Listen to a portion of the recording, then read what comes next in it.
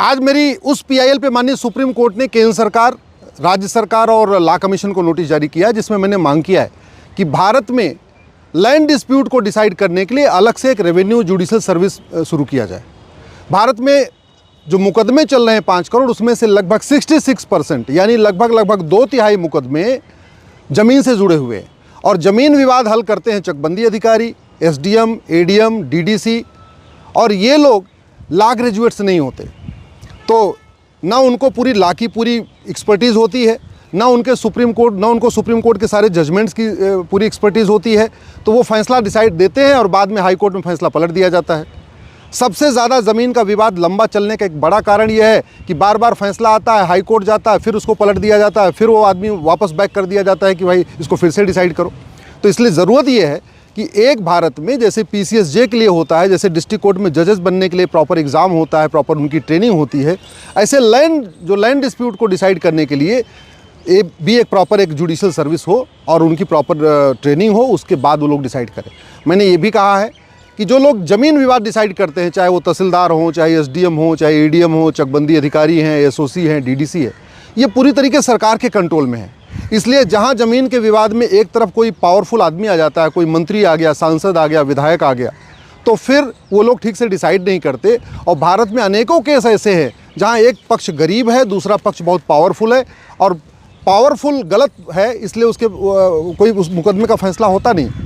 जौनपुर में भगवान शंकर जी का मंदिर की 10 बीघे ज़मीन का मुकदमा 1985 से चल रहा है और आज तक 41 साल बीतने के बाद भी ये नहीं तय हो पाया कि किसकी वसीयत असली है, किसकी वसीयत नकली है, क्योंकि उसमें एक पक्ष बहुत कमज़ोर है, दूसरा पक्ष बहुत पावरफुल है। और जो चकबंदी अधिकारी हैं वो इस बात से डरते हैं कि अगर हमने ये पावरफुल व्यक्ति के खिलाफ अगर हमने फैसला दे दिया, हमारा रातों रात ट्रांसफ़र हो जाएगा। आज की डेट में जो लोग ज़मीन विवाद डिसाइड कर रहे हैं, चाहे वो तहसीलदार हों, चाहे एसडीएम, एडीएम, वो लोग पहले फर्स्ट हाफ में लॉ एंड ऑर्डर देखते हैं, उनको दंगा भी देखना है, उनको चुनाव भी कराना है, उनको एसआईआर भी कराना है, उनको वोटर आईडी भी ठीक करानी है।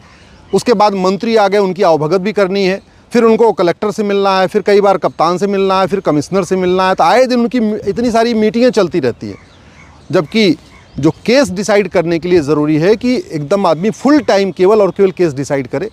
इसी मेरी दलील को सुनने के बाद माननीय सुप्रीम कोर्ट ने आज केंद्र सरकार, राज्य सरकार और लॉ कमीशन को नोटिस जारी किया है। 4 सप्ताह के अंदर जवाब मांगा है।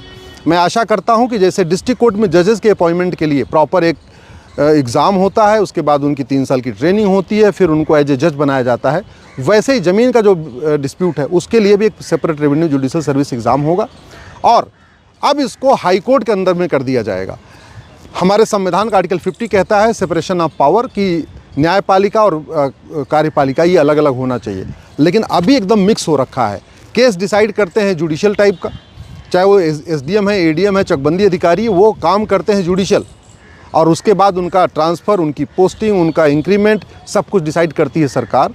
तो इसलिए उनके ऊपर एक प्रेशर होता है कि किस मुकदमे को जल्दी जल्दी डिसाइड करना है, किस मुकदमे को डिसाइड ही नहीं करना है। उस पर पॉलिटिकल प्रेशर होता है, कई बार और भी दूसरे तरीके के प्रेशर होते हैं। उसके ठीक करने के लिए ज़रूरी है कि भारत में एक independent separate revenue judicial service हो और जो ज़मीन का विवाद है जो डिस्ट्रिक्ट लेवल पर डिसाइड किया जाता है वो एक्सपर्ट्स के द्वारा किया जाए।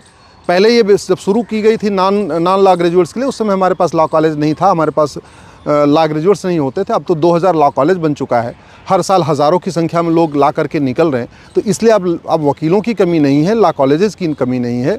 इसलिए अब समय आ चुका है कि भारत में पहली बात तो सेपरेशन ऑफ पावर हो। ये जो लोग भी जुडिशरी का काम करते हैं वो सरकार के दखल से दूर रहें, सरकार के बिल्कुल उससे बाहर हो जाए। उनका ट्रांसफ़र, पोस्टिंग, उनका इंक्रीमेंट, प्रमोशन सब कुछ हाई कोर्ट के द्वारा किया जाए।